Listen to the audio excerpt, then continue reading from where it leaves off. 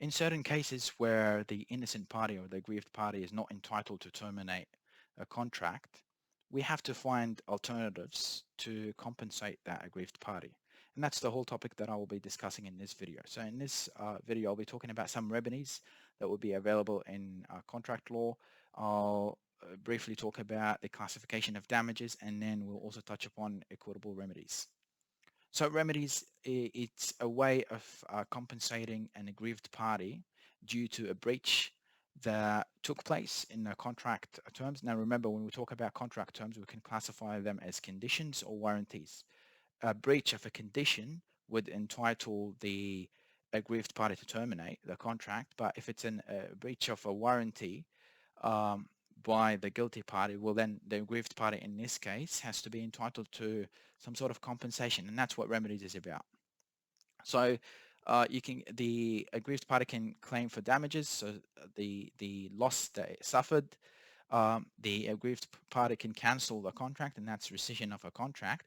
This is only available if there is a vitiating factor that's found in the contract. So let's say, for example, a mistake. And then finally, a suit upon quantum merit. So that's where the say the obligation has been partly performed by that aggrieved party. Um, if it was ordered to construct a full house and instead it constructed 40% of the house, then it has the right to claim or to recover as much work as has been done when you look at a suit upon a quantum merit. One point that I want to stress is the difference between equity and common law. Equity is more of a conscience-based sort of field where the court looks at what is just rather than application of the common law specifically. Now, that's why we have some remedies that would be classified as equitable remedies. Some of them are specific performance, injunction, and equitable damages, but that's in very rare cases. Let's first look at damages in the common law. So it's a loss that was suffered by the aggrieved party, and it's a way of compensating that aggrieved party. In terms of damages, we have actual damages, the general damages, but we also have other damages referred to as liquidated damages. And the differences I will explain in the next slide. But basically, generally speaking, damages, you can think of it as a substitute for performance. So the guilty party was supposed to perform, it breached one term, and so as a compensation for the aggrieved party, it would be entitled to receive damages. Now, the classification of damages, as I said, there's liquidated damages, actual damages, and then we have nominal damages. We'll be focusing on the first two, liquidated damages and actual damages. For liquidated damages, this is where there's a fixed clause in the contract that specifies the amount, and the amount would be for any breach by the guilty party where it would have to pay to the aggrieved party that specified amount.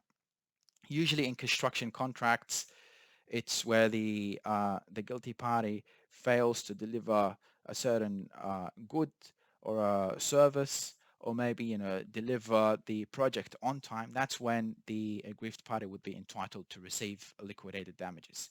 Remember, the difference between liquidated damages and general damages is the fact that liquidated damages are fixed, are specified in the contract, whereas general damages would need to be calculated by the court. An equitable remedy, specific performance. So the breaching party, when a court orders for specific performance, this is where the breaching party would have to perform the contract in a way specified by the court. So instead of paying damages to the aggrieved party, it would have to continue on it in its obligation.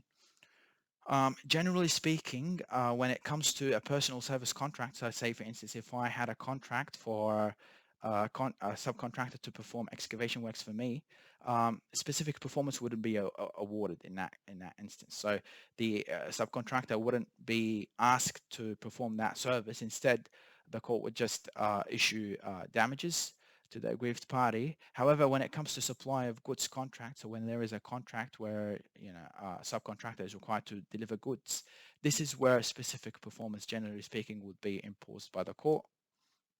Another equitable remedy, injunction, and this is where the court orders a party not to do something. So there's a guilty party, and the court would order it not to do a specific action. An example of that would be, say, for instance, there was a party that was installing anchors, and the anchors were structurally damaging a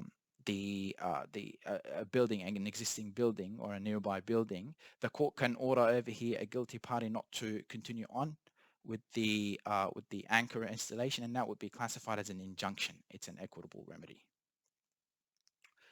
Uh, Rescission of a contract, common law remedy. This is where the innocent party can cancel the contract, and the innocent party would be relieved from its liability.